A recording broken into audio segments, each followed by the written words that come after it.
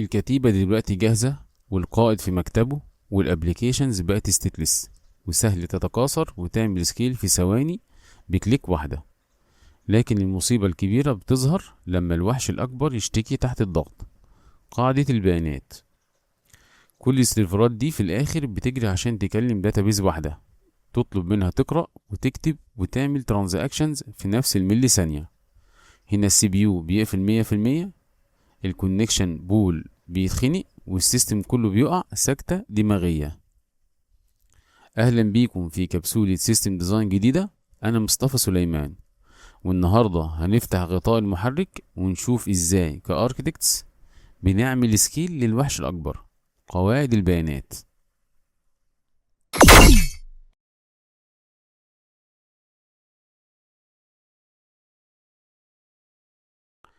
أول حل بدائي هيجي في دماغك هو الفيرتيكال سكيلينج، يعني تشتري سيرفر أغلى برامز وبروسيسور أعلى. ده حل حلو بس ليه سقف هاردوير ليميت، وفلوسه بتخرم ميزانية الشركة. الحل المعماري الحقيقي الأول هو فصل القراءة عن الكتابة: ريد ريبليكاز. في معظم ابليكيشنز الانترنت 90% من الترافيك بيكون قراءة، بتتصفح منتجات، بتشوف بوستات، و10% بس كتابة، بتشتري او بتعمل كومنت. احنا بنعمل سيرفر رئيسي واحد برايمري، ده مخصص للكتابة فقط، وبناخد منه نسخ طبق الأصل حية ريبليكاز مخصصة للقراءة. الابليكيشن الذكي بيبعت اي انسيرت للبرايمري ويوزع سيلكت على الريبليكاز. كده انت شلت 90% من الحمل في ثواني. بس استنى، الاركتكت الشاطر عارف ان مفيش حاجة ببلاش. الديتا عشان تتنقل من البرايمري للريبليكاز بتاخد وقت في الشبكة، وده اللي بنسميه ريبليكيشن لاج. الكابوس ده ممكن يخلي العميل يغير الباسورد بتاعته ويجي يعمل لوجن في نفس اللحظة، فالطلب بيروح لريبليكا متأخرة أجزاء من الثانية، فالسيستم يقول له الباسورد غلط.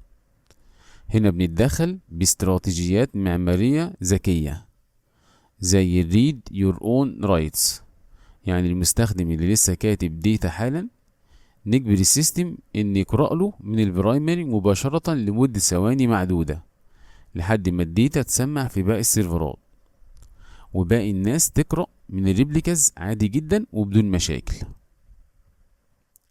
طب لو الريبليكاز مش كفاية وجداول الداتابيز بقت عملاقة لدرجة ان الاندكسز بتاعتها بقت اضخم من الرام والكويريز بقت سحلفة، هنا كمعماري مش بنسيب السيرفر ونمشي، احنا بنعمل جراحة محلية اسمها تيبل بارتيشنينج.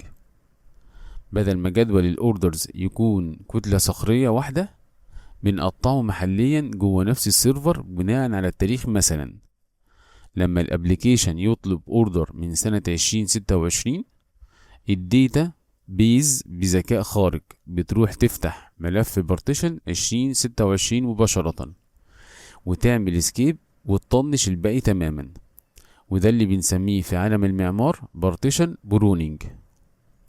وفرنا الاي او وسرعنا القراءة في ثواني.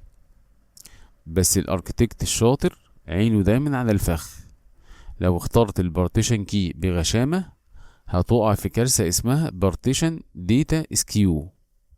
يعني ايه؟ يعني لو قسمت الاوردرات بناء على حالتها الستاتس وتفاجأت ان 95% من اوردرات الشركة حالتها كومبليتد، هتلاقي ملف بارتيشن الكومبليتد بقى عملاق وعليه ضرب النار كله، وباقي ملفات فاضية نايمة في العسل كأنك ما عملتش حاجة والسيرفر لسه بيموت.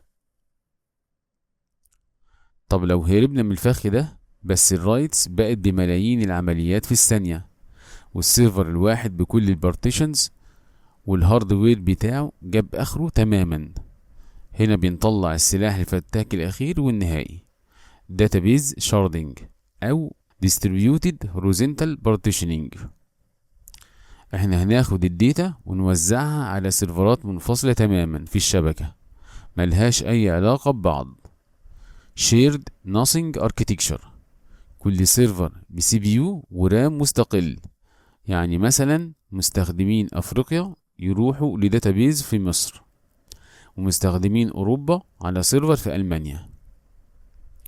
التحدي المرعب هنا كاركتكت هو اختيار الشاردنج كي، العمود اللي بناء عليه السيستم هيعرف يوجه الطلب لأنهي سيرفر.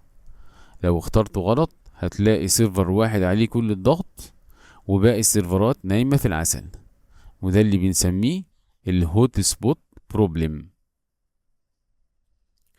الخلاصة الهندسية للنهاردة، الداتابيز سكيلينج مش زرار بتدوس عليه، ده قرار استراتيجي قاسي مبني على التريد اوفس.